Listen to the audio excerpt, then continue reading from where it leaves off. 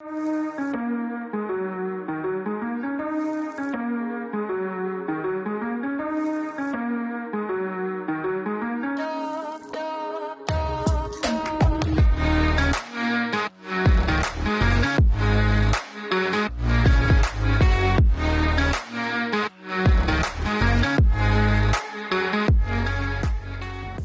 what is up, everybody? We are officially live on the second episode of Right from the River. This is your host, River, and I just wanted to address that real quick as well. The first episode of the podcast, I did say Straight from the River was the name of the podcast, but I did a little thinking, and I don't know, personally, I think that Right from the River just sounds a little more right. You know, the alliteration, I feel like, just works a bit better with the name of the podcast. So yeah, welcome to the second episode of Right from the River. Let's get into it today.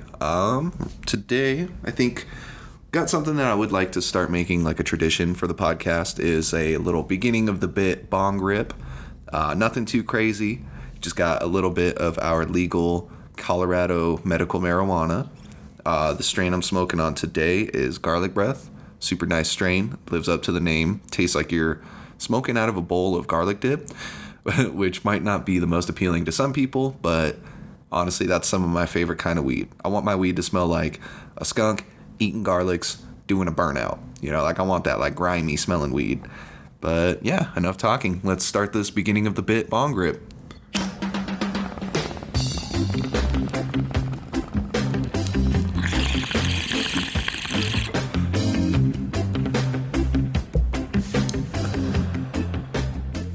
All right, well, let's see how long that takes before that starts messing up my train of thought. If you do partake as well, and you are in an area where the consumption of said product is legal, feel free to join me on that. I want to try to make that a tradition at the beginning of every podcast episode. I'm not a big baller, don't have a lot of money, so it's most likely not going to be something where it's like a different strain every time, but we're still going to smoke together, man. It doesn't matter if it's a new strain. We're not bougie like that. We're here to smoke, chit chat, and just have a good time all around, man. So yeah, got our bong rip going, so I guess we'll continue on the podcast. I keep saying let's get started, but I think we've started for about 4 or 5 times now on the podcast. Yeah, I think that's probably because I'm like super caffeinated up right now. It's kind of weird. Like I drink a lot of caffeine. I'm definitely addicted to it. So I'll still feel jittery. I'll be super talkative, stumbling over my words and things, but I'll still feel heavy in the eyes and I'll still be yawning and want to lay down. It's the weirdest thing ever, honestly. But yeah, today I'm just drinking the Mountain Dew Rise energy drinks. I don't know if y'all have checked those out or anything like that, but they're like a fairly new product, and honestly, I'm a pretty big fan of them. Super nice. It is here. Sorry, I'm also adjusting the mic real quick. I was supposed to do this before I started the podcast. What the hell? But okay, so I'm drinking a Mountain Dew Rise, super nice energy drink. It's like 180 milligrams of caffeine, which is right up my alley because I used to drink those Rise energy drinks, and those are like 300 milligrams of caffeine. So I was trying to avoid starting my day with just 300 milligrams of caffeine right off the bat. 180 milligrams is still a lot of caffeine. Like that's not even half of what I was doing before, but it's less caffeine in total, and I really like them. They don't have that artificial flavor or anything like that. So yeah, Mountain Dew Rise, sponsor my podcast, please. Okay, that was a good one. It's the Orange Breeze flavor, and it tastes like an orange breeze, dude. So anyway, a little bit more on my addiction. No, I guess you could say obsession. Obsession sounds nicer. More of my obsession with caffeine is recently my lady Brianna and I, we've been getting, significant other Brianna and I have been buying a lot of Bones Coffee products. Bones Coffee is another pretty solid, very caffeinated product that I enjoy, and they have like a bunch of crazy flavors. They do some like seasonal flavors and things like that. So I actually just picked up some of the White Russian and some of their Shark Bite flavor. The Shark Bite flavor is like a buttered rum flavor. Super good, man. Super bomb. I actually got this little like fancy cold brew bottle for it too. So I made some of the cold brew Shark Bite the other day. Had some yesterday morning.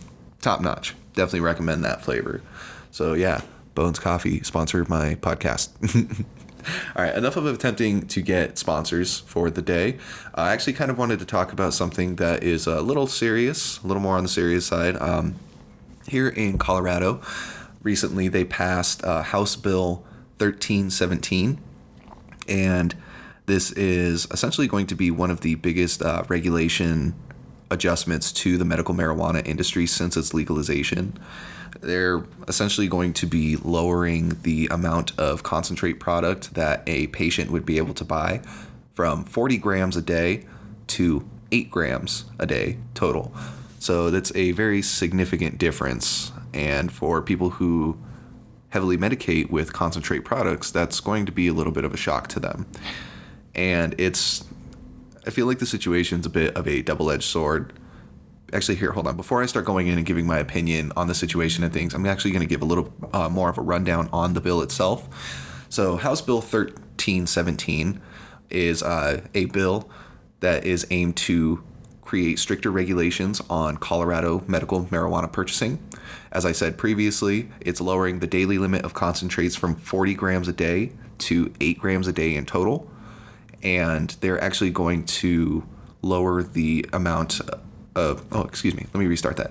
They're going to lower the daily purchase limit for folks 18 to 20 as well. And they are only going to be able to buy 2 grams of product a day.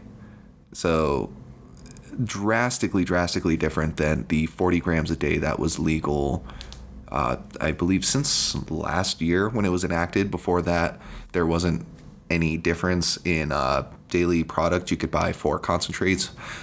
2 years ago, you'd be able to buy either 56 grams of flour or you could buy 56 grams of concentrate. So still ridiculous amount. They lowered it down to 40 grams of concentrate last year. And with this bill, HB 1317, as of January 1st, 2022, then yeah, they're going to lower it down to 8 grams a day or 2 grams a day for folks 18 to 20. And all transactions are actually going to be recorded through a new statewide tracking system. I actually don't believe that they've officially given a name or any kind of specifics on the tracking system that they're going to use. But what that means is if somebody comes into a medical dispensary, purchases 8 grams of concentrates there, then that is it for the day. They can't go to another dispensary and buy 8 grams there, go to a different dispensary, buy 8 grams, so on. They wouldn't be able to do that. So this would be a very strictly regulated, just even more strict regulations in the Colorado medical marijuana industry. And I'm not trying to say that all regulations are bad. The whole reason that medical marijuana and recreational has been able to function in Colorado has been because of these regulations and these guidelines. And while a lot of them can be very strict, it's also because this product is federally illegal. And so I understand that at a state level, yes, it is legal, but they could still face potential federal prosecution or federal issues in general. So they want to make sure that everything is just complete. All of the regulations, all of the guidelines, they cover every single basis. And I understand that part. But I don't know. I feel like I'm kind of on the fence with HB 1317, if I'm being completely honest. I guess I get kind of tired of hearing lawmakers and politicians and things like that trying to use the excuse that they're doing this for the kids, because that has been a prime moving point of this bill and getting it to the position where it is now. Because yes, there's always going to be a black market, and there is the potential that this highly potent product can get into the hands of kids. That's not right. These are developing minds. I myself am a medical marijuana user, and it does help me medicinally. I do use it sometimes recreationally too, I will be honest. But that is one thing that I kind of did regret growing up, is I started smoking when I was at a younger age. And yeah, it affects your memory. It affects short-term memory loss. It affects your brain's reward and response system. I feel like I like smoking marijuana. There's no issue about that. There's no question about that. I consume daily, but I kind of wish that I started smoking at a later age, And so I understand this aspect of wanting to protect the kids, but I also don't think that they're taking into consideration the aspect of Colorado patients that rely heavily on concentrates as their main form of medicinal consumption or medical product, And so it's interesting. I'm not a lawmaker. I myself am not in any part of the legal aspects of the medical marijuana field or the recreational.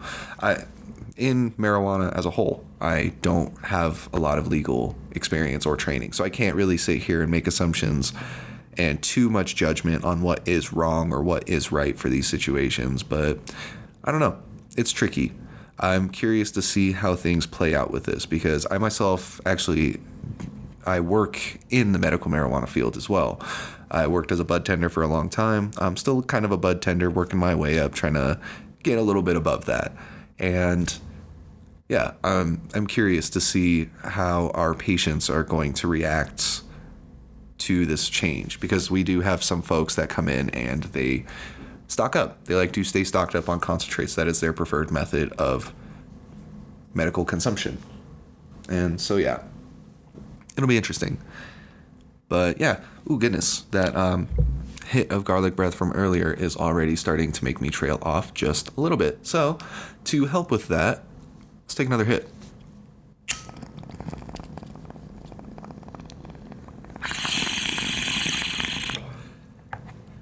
There we go. There we go.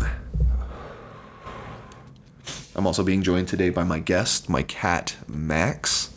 He's doesn't have much to say, but if you hear him scampering around in the background, then that's Max.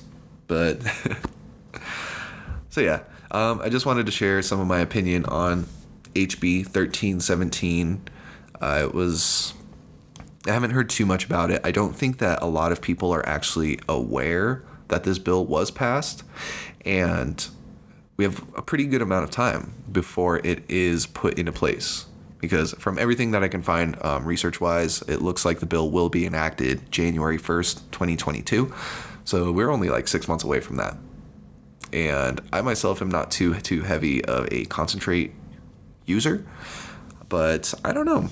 I'm, like I've said a couple times now, I'm curious to see how this plays out, because I know there are folks that rely more on this stuff, and I wonder if folks are going to try to stock up, or if people are going to try to maybe switch to a different method of consumption. I don't know. We can talk about that on a later podcast too. I can always follow up with that, come back around to that, and we'll see where we stand with that as well. But another thing that I wanted to add with that is a positive side of this bill, or a positive, element of this bill, is the fact that Colorado School of Public Health is going to receive $3 million in state funds for education programs regarding high THC products and concentrate extraction. I don't think, obviously they're not going to be showing kids how to extract concentrate and things, but I think it's smart that they're doing that at the very least. You want to say that this is for the kids and for their protection. Well, teach them. Teach the kids then, because in any situation, 90% of the time, education and knowing what is going to save your ass. And I think it's important to teach these kids this stuff, because I have a little brother too, and I've always made sure to educate him on just the effects of marijuana, just telling him, if you consume too young, then it could potentially affect your brain's development. It could affect your brain's development. And so I've always just tried to keep him wary of that. And I think it's important that we pass that kind of education on, not even just with marijuana education, but it's just important to keep folks educated on subjects that may not be easily brought up. Well, awesome, folks. We've talked about HB 1317, and I appreciate you guys for actually sticking around and listening to my opinions on that. And again, I want to hear your guys' opinions on the situation too.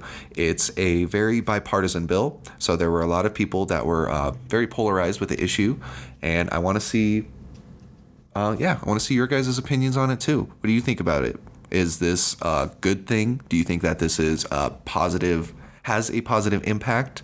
Or do you think that this could be a negative thing? Do you think that this could potentially cause situations in the future? But yeah, either way, I would love to hear what you guys are thinking down at the bottom. Give me in the comment section. All right, so we're going to go to a little bit of a more lighthearted subject. Again, I appreciate you guys listening and getting involved in this talk about marijuana and regulations in regards to that. But yeah, has anybody watched that new Loki show? Because honestly, I have not really watched it. And it's kind of funny because I am a huge fan of Norse mythology. A couple years ago, I actually found out that I myself have a little bit of Scandinavian heritage. So I had to take that on full-fledged. You know, I ran with it 100%. And I love the mythology. I love the story of Thor and Loki and things like that. But I have not been keeping up with the show, like, at all.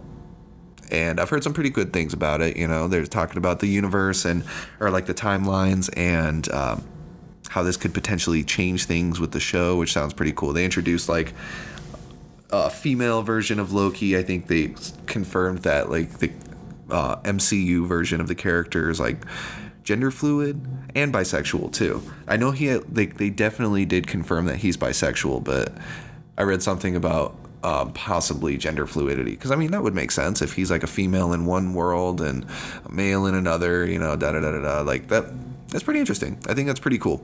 I think that's a good way for Disney to start introducing more diversity into the MCU and doing it with a familiar face too. That still makes a lot of sense because Loki is a god. Why would they be tied down to a single thing like that? But it's interesting. I thought it was cool. I love the MCU movies and things like that. I've actually been getting a lot into the Marvel comics themselves recently, which is super dope. I've been following the King of Black series heavy since it came out. Like, it is such a good series, honestly. If you're into comics or you're looking for something new, or maybe you're curious about comics and you don't have a place to start, I would highly recommend the King in Black series. Super good. It's the king of the symbiotes, you know, like the Venom suit and Black Spider-Man suit. The symbiotes, their king is coming from like the edge of the universe, and he's trying to like take over the universe. And so, you know, our heroes have to do what they can to try to keep him from taking what he wants. And it's pretty interesting. Honestly, definitely recommend it. Check it out. All right, you know what time it is? It's time for another hit.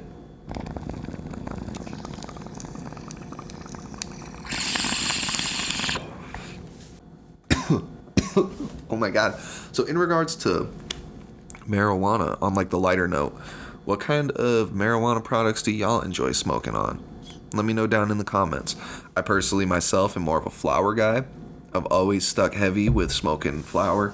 Always been my go-to, but you can probably hear it in my voice a little bit, man. Like, as I get older, I feel like, I feel it more in my chest. I don't smoke cigarettes, but I still can't be good smoking flower constantly. It's still smoke at the end of the day. I'm still putting smoke in my lungs. That's why I'm coughing. But, I did get my medical card a couple months ago because I've been getting back into edibles pretty hard too. They got some pretty good edibles out there, and like Colorado recreational edibles are only 100 milligrams per entire product compared to the 1,000 milligrams that I can get on the med side. And I can take 100 milligrams a night kind of thing. Like me and Brianna, we go hard. You know, we like our edibles. So 100 milligrams is not going to cut it. That's literally going to be just for one of us, or like an evening of us just feeling very relaxed if we both split the edible. But yeah, I would definitely say that my top marijuana products are got to be flower and edibles. Because, dude, you get a good balance of both going on, you got a pretty good night going. Honestly, like, it's a pretty solid night.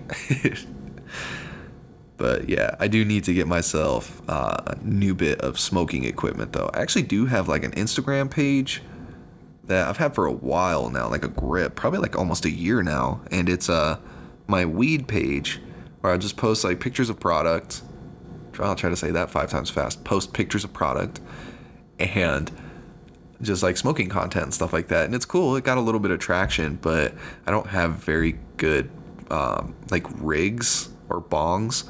Like right now in this moment, I'm like using this little pink and green like silicone bong, and it works. It does the job, but it's just like a silicone bong. Like,